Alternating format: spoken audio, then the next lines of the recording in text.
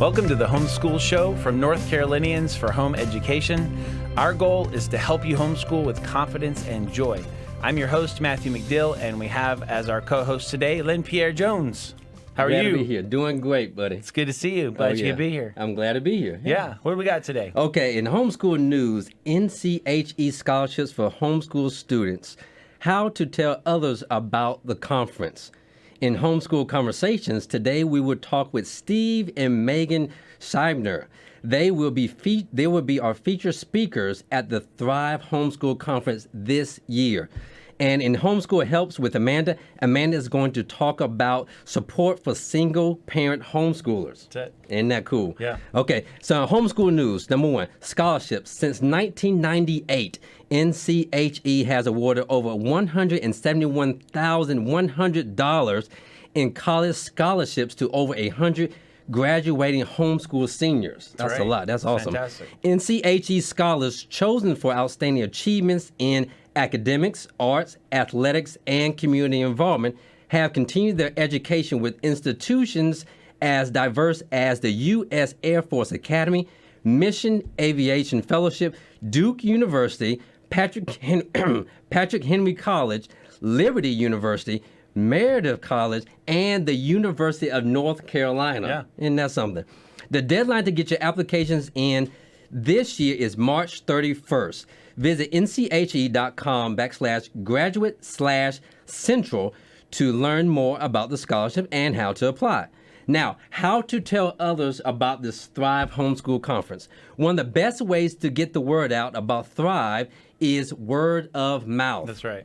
We have created these Thrive Conference trifolds. Here we go, right here. Yeah, these Thrive Conference trifolds to help you do that.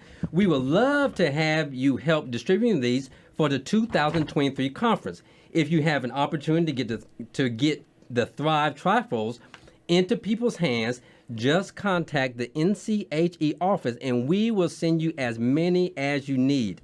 Don't forget that if three paying, I have a cough today. Is that right? Yeah.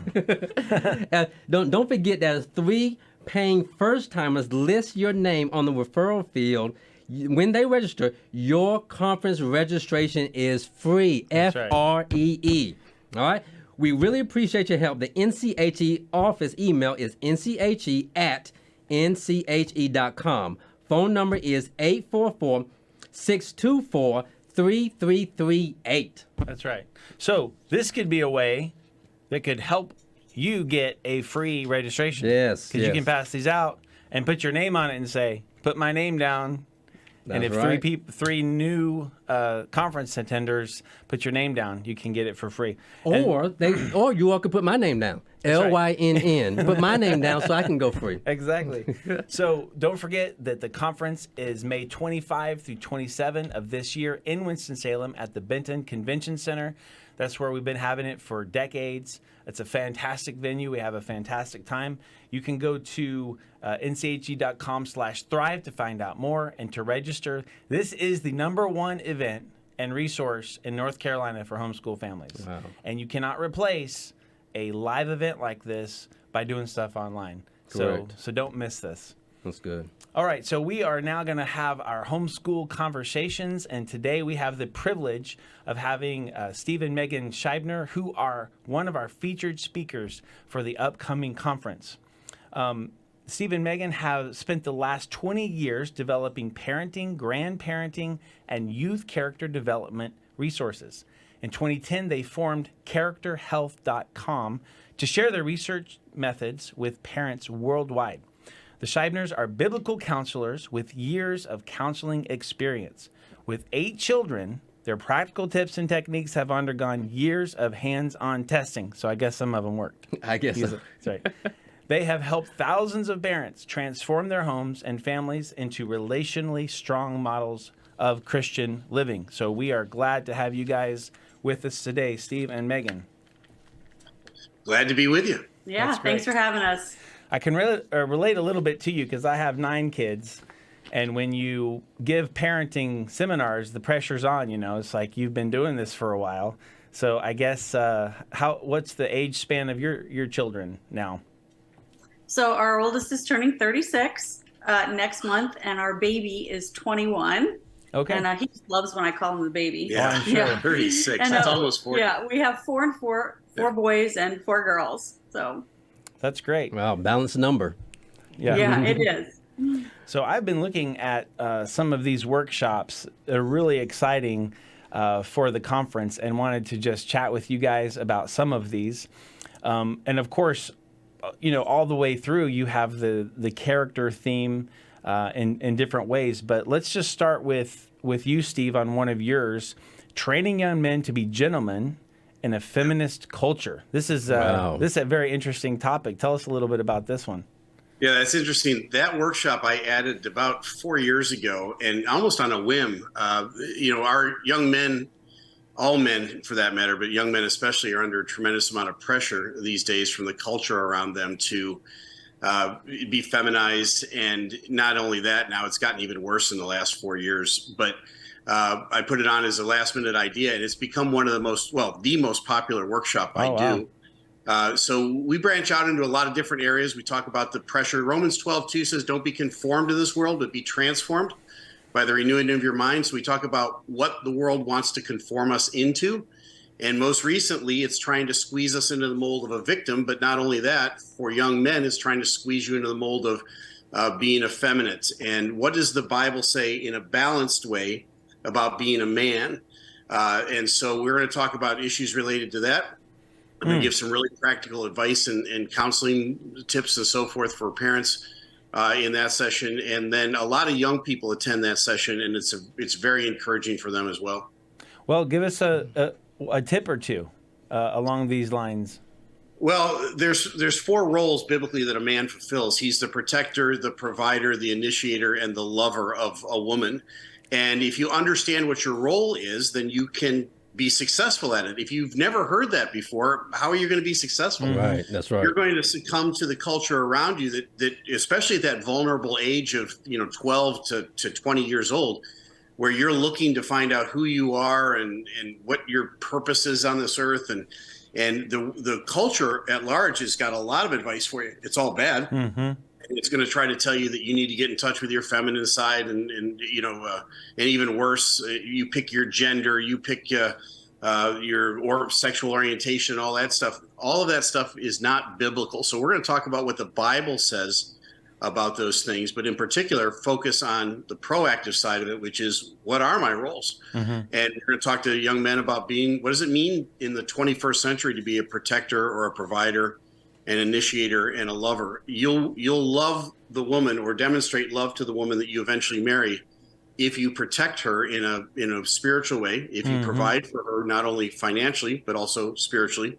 and if you initiate. She is designed by God to be a responder. So those are some of the highlights of the things we're going to touch on in that workshop. So good. That's great. So good. Yeah, such a big need because, as you said, such great confusion right now about all of those roles, and we got to keep saying that there are differences in those roles, and helping the men and women know them. Right. So Megan, let's pick yours. Huh? What was that? We'll see what you pick. Well, I was gonna. I have something for You Megan. want to pick one? Yeah, Okay. Megan, I got something for you. Come on, give me a little tidbit, a little teaser about this lasting success for the homeschool family. Okay. What are you going to talk about? Yeah, it's traditions, transitions, and transparency. That's the actual title of it. Mm-hmm. And I, we homeschooled for 25 years, and I believe strongly that we can check off every block in our homeschool log and do all the academic things and the extracurriculars and the sports and the music and all that. But sometimes as parents, we shoot ourselves in the foot because we miss the things that are most important to send our kids off successfully. Wow. And successfully meaning faithful to the Lord Jesus Christ and knowing how to be in relationship first with the Lord and then with others.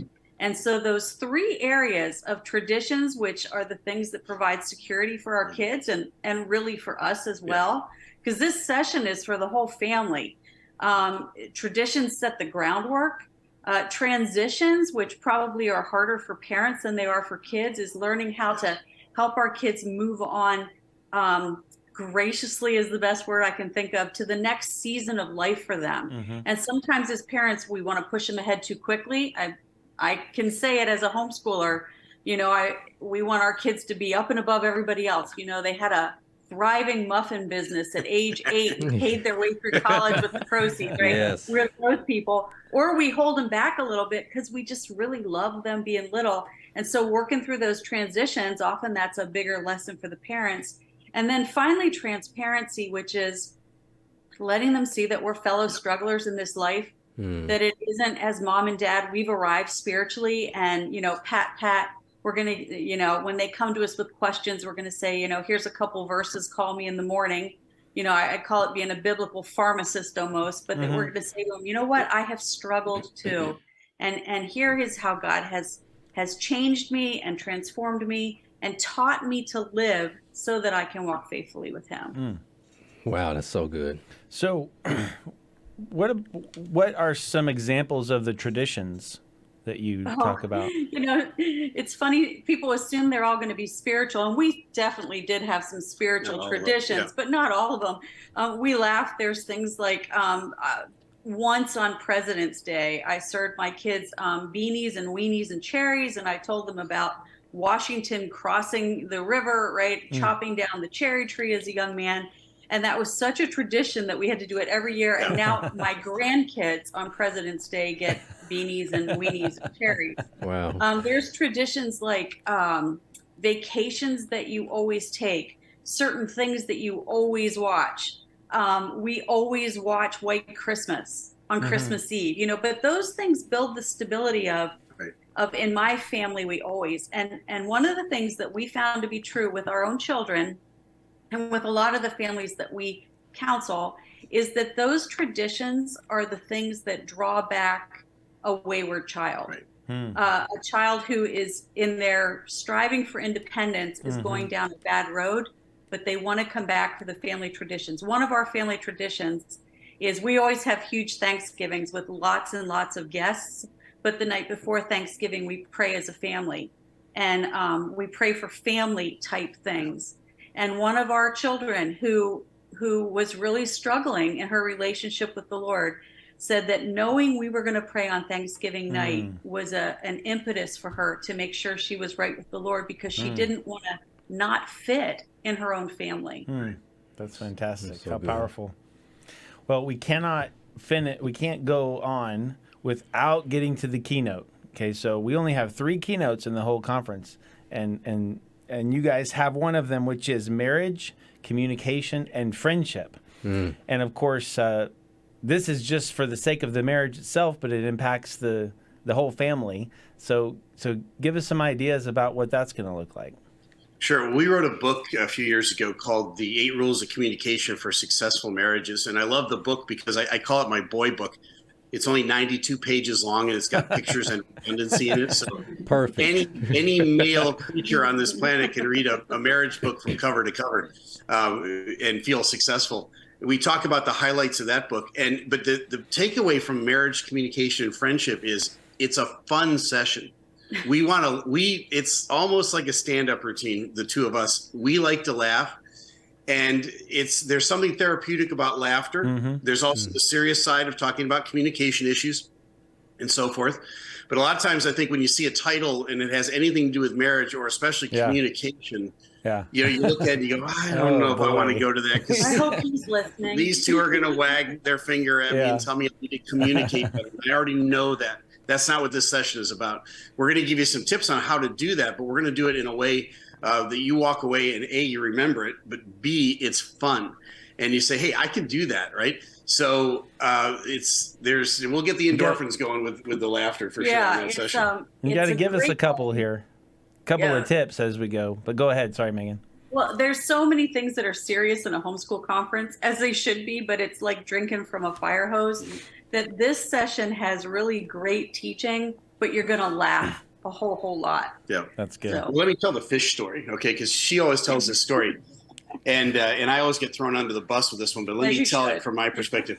We one of the 8 rules of communication is consider the other person's spirit, or in other words, how it's going to play with them. Right? Think about them first instead of yourself. That's good. Years and years ago, I was in seminary, and our children were young. Our 2 oldest were 9 and 10 years old, and the seminary gave us an opportunity to go to Israel on a 10-day trip. So we brought the 2 oldest with us, 10 years old and 9 years old. All right, all the way from New York, all the way over to Tel Aviv. And then we got to Jerusalem, and oh my word, everybody was exhausted. We'd been up about 30 hours. The kids were real troopers, but we finally got to the hotel. It's the middle of the night. They had a buffet dinner for us there in the middle of the night. We were tired, and we said to the kids, go up and get some food and come back and see us at the table. So we went and got ours. They came back a few minutes later, and the kids had a white plate and just one item on it, and it was a fish. And it was one of those European fishes, right? Heads, gills, tails, scales, the whole thing, just a fish. And so I said to my 2, really bright homeschooled kids, I said, what's that? And in unison, they looked up at me and they said, chicken.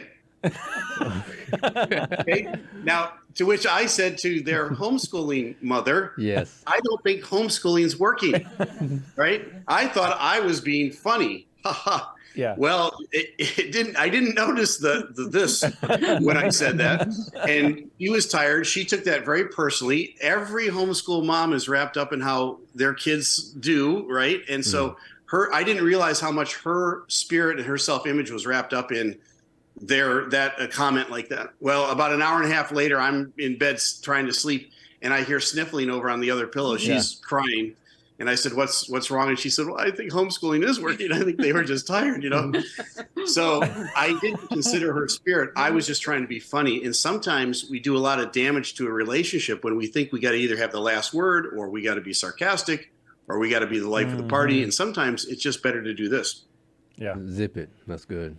Learned that the hard way. Almost 40 years of marriage, right?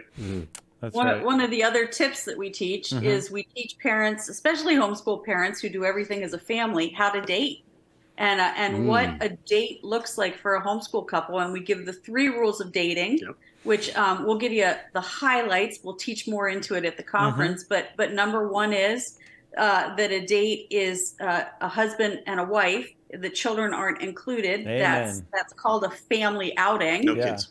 Number 2 is that it's enjoyable to both people. And there's been dates I took Steve on to little tea shops, not so enjoyable for him. Fortunately, I love baseball as much as, if not more so than me, right? So we do a lot of baseball things. And rule number 3 is it needs to be a minimum of 3 hours. And you guys know this, for the first hour and a half, your homeschool wife is actually a homeschool mom. And she's thinking, did the babysitter feed the kids? And did she bathe everyone? Did she know where the baby is? Did I leave my curling iron did on? Did the house burn down? All those things. And at the hour and a half point, she can turn that corner and become a homeschool wife instead of a homeschool mom. Yeah, and at that point, good things happen. All right. Okay. So we want to get to that point. So that's good. That's fantastic. Yep. So, just before we look go, at Lynn. He's just now getting it. Look at the smile on Lynn's face. He's like, oh, I'm getting it. Don't explain it to him. Don't explain it. Yeah, that's right. Well, and here's the other thing is, for our audio listeners who may not have seen the faces that you're making, Steve, that really help. You'll have to replay that. Anyway, what I was going to is your website, characterhealth.com. Is that the best place for people to go to see the books and the things you guys are doing? That's it. That's the only place. Characterhealth.com, all one word. Yep. Yeah. That's so great. Well, we are grateful for you guys to be able to come. Do you guys have any last minute thoughts or things that you'd want to encourage the audience with before we go? No, just if you're on the fence about coming to the conference, stop that. All right, come to the conference. You said it in the beginning. There's nothing like being with other people in the same building. And we've been all locked up for 3.5 years. It's time to get out and mix it up with people. It's not the same as doing something online. It just isn't. The fellowship's not there. So come on out. That's right. Yeah, you're going to get as much from the conversations you have walking down the hallway, standing waiting at a booth as you are in the sessions. You're going to build fellowship and friendships that may answer the questions that you think nobody else understands. Yeah. Well, Steve and Megan, thank you so much for being here. We are looking forward to seeing you in just a couple months here. Yep, it's our pleasure. Okay, thanks so much. Bye-bye. Awesome. All right. Now, Homeschool Helps with Amanda. Yeah, that's right. Today, in Homeschool Helps with Amanda, Amanda is going to talk about support for single parent homeschoolers. That's great. Let's check that out. Yes.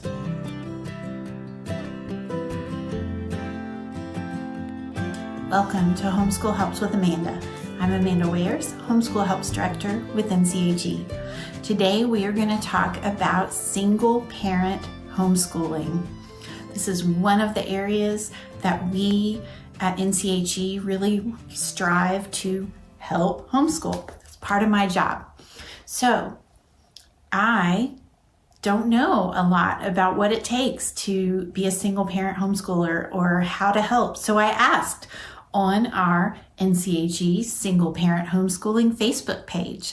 And a few of the responses that I got of what single parent homeschoolers most need: one, community.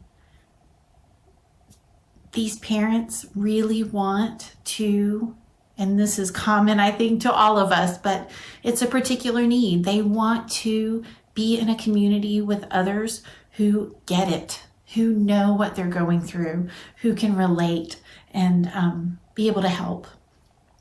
So one way that we at NCHE are trying to help with that is, one, we have at the Thrive Homeschool Conference, May 25th and 27th in Winston-Salem, we have a special gathering on Thursday evening just for single parent homeschoolers, for that exact purpose, to be able to get together, to network, to find other people, to find that community of people that really understand what you're going through, what the needs are. Also, like I mentioned, we have a Facebook page just for single parent homeschoolers. So that's a great place to ask questions, get help, get encouragement. So I encourage you to take advantage of those, share them with your single parent homeschooling friends. Another need is actual physical help with transportation. And this is something I never thought of, but transportation to sports, to co-ops, to just different events. That's a big thing, that if you're just one parent trying to get multiple kids places, or you're working and need to get kids places, that's such an important need. And also childcare, that's another really important need.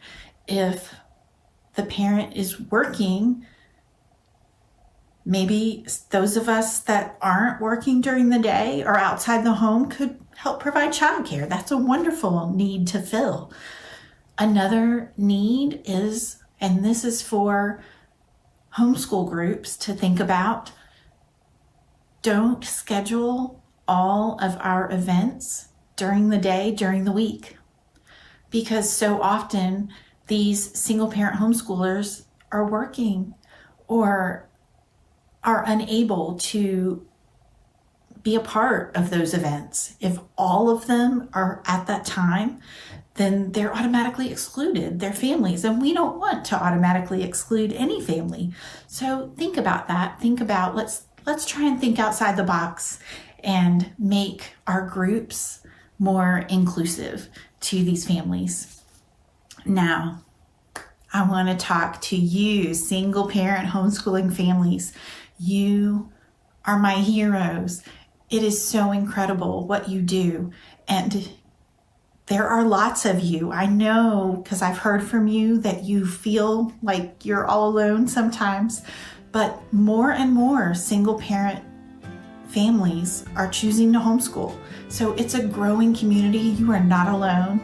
And if there is a way that we at NCHE can help you, please contact me and let me know. You can always reach me at helps, HELPS, at nche.com. I really hope this helps today. All right. Thank you so much, Amanda. And I'm encouraged, and I hope you are too, especially if you're a single parent and you feel like, man, I'm alone out here. We're trying to create community for you. So please get in contact with us and check out the conference again as well. The mission of this show is also the mission of our organization, North Carolinians for Home Education, and that is to help parents homeschool with confidence and joy. And we do that in 3 ways. First, we protect the rights of parents to homeschool in North Carolina. Second is we equip parents with information and encouragement. And third, we connect you with other homeschool parents and groups across the state. So you can see how we're doing that in so many ways. Also, just want to mention that some of our core values are parental authority. It's the parent's responsibility. Home education, obviously. Service to all. We welcome all homeschool families as a part of our community, and biblical Christianity. So we just want to continue to remind you a little bit about who we are. So, thank you for joining us. Thank you. We would love to hear from you all. We want y'all to send your questions and your feedback to the Homeschool Show at nche.com. And please help others find us. Like us on Google, on Apple Podcasts. Reach out to us. If you think the show is helpful, then send it and share it out to your families and friends. That's right. And be sure to subscribe to our podcast and on YouTube at nche.com/the Homeschool Show. And until next week, continue to homeschool with confidence and joy.